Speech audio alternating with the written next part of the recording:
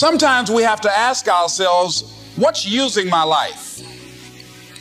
I heard a guy give a lecture one time that says, we are today what we were when. And he was talking about the fact that we, to a great extent, behave, think, react because of some previous experience that we've had. One of the things that we know about life is that it is always changing. Sometimes you're up, sometimes you're down. Sometimes things go real well, and sometimes they don't. Sometimes you're happy, and sometimes you're sad. Now that's that thing called life. And when we begin to understand and know that, accepting that reality that we will never ever have things just on an even keel all the time, that you're going to have some ups and you're going to have some downs. But during those down moments, that's where the growth takes place. That's where the work is. Anybody can feel good when they have their health, their bills are paid, they have happy relationships, business is successful. Anybody can be positive then. Anybody can have a larger vision then. Anybody can have faith under those kinds of circumstances. Am I correct? See, but the real challenge of growth, mentally, emotionally, and spiritually, comes when you get knocked down. Somebody said that adversity introduces a man to himself or a woman.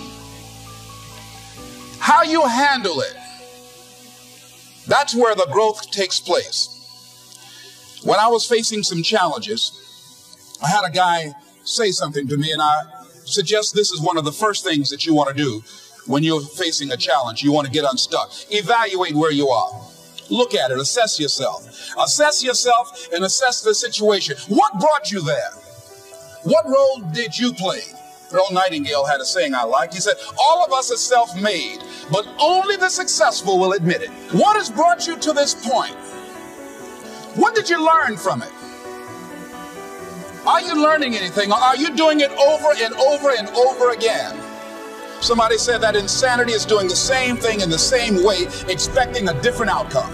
Are you going through it, or are you growing through it? Are you bigger and better because of it? Because it's not going to leave you until you grow through it. I was going through a major challenge in my life that was wearing me out, that was using me. Well, you see, your mind is when you go into a service station to get gas, you don't go in there and just start pumping. When you push the lever up, it clears the previous bill. By the same token, if you want to begin to move, you've got to clear your mind of all the unnecessary luggage and baggage that's weighing us down. I couldn't move. I couldn't think about what am I going to do to get out of this situation, because I was so concerned about what happened and what he did to me and how bad it was. I was so stuck in that I couldn't even focus on what I should have done. Feeling sorry for myself and angry, none of that was taking me anywhere. So pretty soon I learned through effort, made a conscious, deliberate, determined effort. I had to let it go. I had to forgive it. Let it go and begin to focus on developing myself. And I say to you, you're going to have people to do things to you. Things are going to happen to you. And the most important thing to do is to harness your will and let it go and move so you can grow, so you can get on with your life.